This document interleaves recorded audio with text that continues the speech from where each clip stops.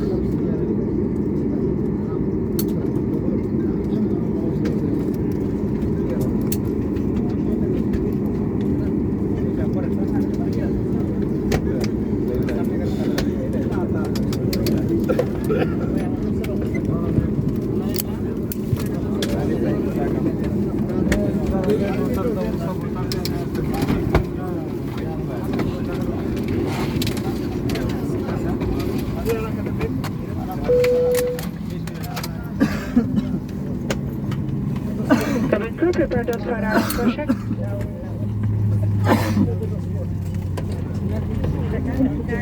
সঙ্গে যাবে, হ্যাঁ